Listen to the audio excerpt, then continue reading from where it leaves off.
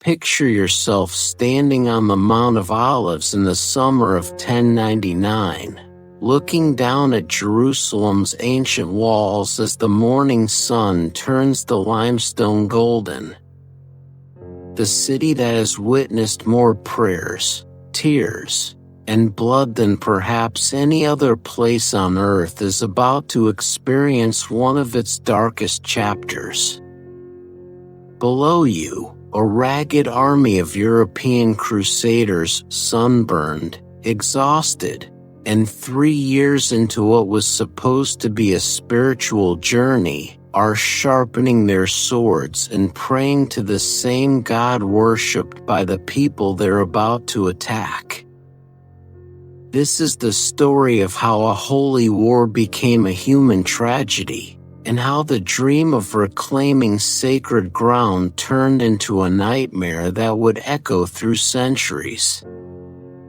The First Crusade had begun with such noble intentions, or at least intentions that sounded noble when Pope Urban II preached them to eager crowds in 1095. Reclaim the Holy Land from Muslim rule, secure safe passage for Christian pilgrims, and earn guaranteed salvation in the process. It was marketed as the ultimate spiritual package deal. What Urban probably didn't anticipate was that his call to arms would attract not just pious knights seeking redemption, but also landless younger sons looking for fortune, merchants eyeing new trade routes, and more than a few people who saw religious warfare as an acceptable outlet for their less charitable impulses.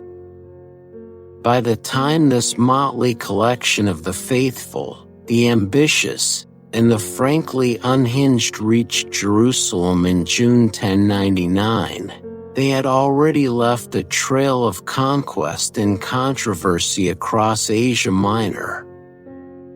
They had survived the grueling Siege of Antioch, where they'd learned that capturing a city was only half the battle. The other half was surviving the political aftermath when everyone argued about who got to keep what. They had endured disease, starvation, and the gradual realization that holy wars were still wars, complete with all the mundane logistics of feeding armies, treating wounded, and dealing with the fact that divine intervention apparently didn't extend to solving supply chain problems. The Jerusalem they faced was not the gleaming city of their imaginations, but a very real fortress held by Fatimid forces under the capable leadership of Iftikhar ad-Dawla. The governor had spent months preparing for this siege, strengthening walls, stockpiling supplies, and making the difficult decision to expel the Christian population not out of religious malice, but from the practical understanding that a siege was no time to worry about potential sympathizers within your walls. It was a military decision that would save Christian lives in the short term while ensuring that the coming assault would be fought between armies rather than neighbors. The siege itself was a masterclass in medieval military engineering and human determination. The Crusaders, lacking proper siege equipment, had to literally build their war machines from scratch using materials scavenged from the surrounding countryside. Imagine the surreal sight of European knights stripped to their undergarments, sawing planks and hammering nails in the blazing Palestinian sun, constructing siege towers with the focused intensity of people who understood that their salvation, both spiritual and physical, depended on their carpentry skills. Godfrey of Bouillon, Raymond of Toulouse, and the other Crusader leaders faced a brutal calculus. Their forces were weakening daily from heat, disease, and the psychological toll of being so far from home.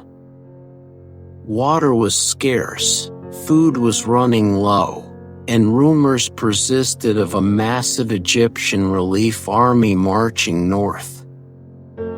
They needed to take Jerusalem quickly, or risk being caught between the city's defenders and an approaching army that could crush them entirely.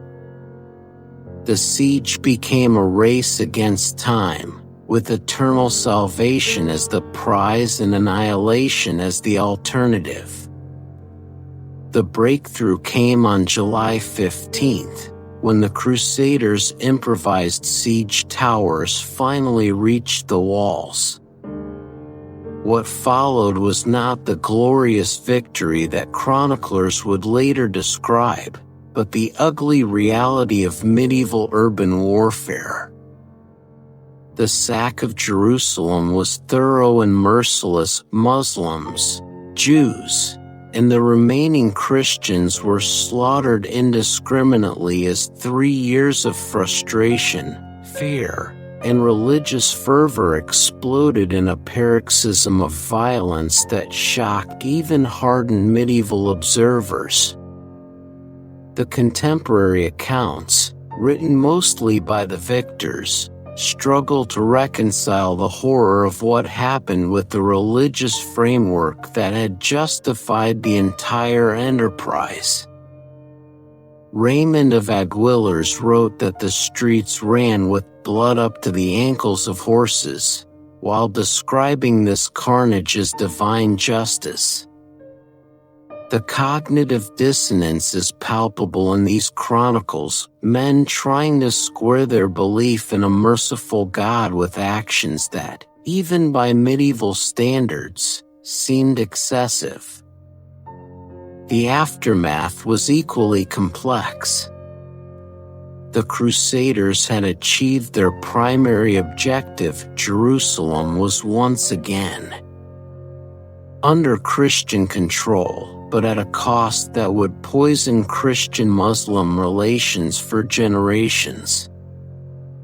The massacre became a rallying cry for Muslim resistance, fuel for future jihads, and a dark stain on the crusading ideal that no amount of subsequent propaganda could entirely wash clean.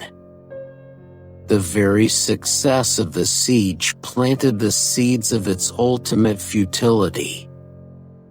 What's perhaps most striking about the Siege of Jerusalem is how it reveals the gap between religious idealism and human reality. The Crusaders genuinely believed they were doing God's work, yet their actions created a tragedy that served no divine purpose anyone could reasonably articulate. The defenders fought bravely for their city and their faith, yet found themselves overwhelmed by forces claiming to serve a higher calling. The civilians caught in between paid the highest price for a conflict that was supposed to be about saving souls.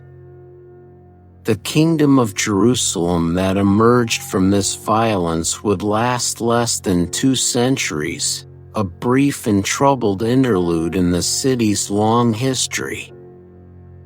The Crusaders built churches and established institutions, created a unique blend of Western and Eastern culture, and tried to build something lasting from their conquest.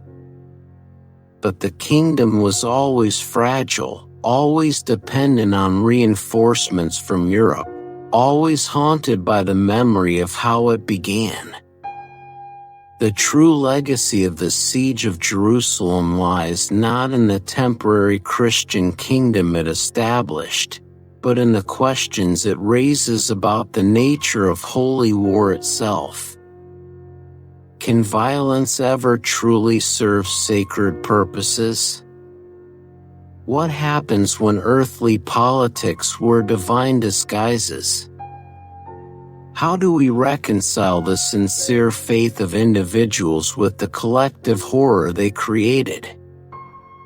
These questions outlive the Crusader kingdom, outlive the medieval world that spawned them, and continue to challenge us today whenever religion and warfare intersect. The Crusaders who prayed on the Mount of Olives that summer morning believed they were about to write a glorious chapter in Christian history.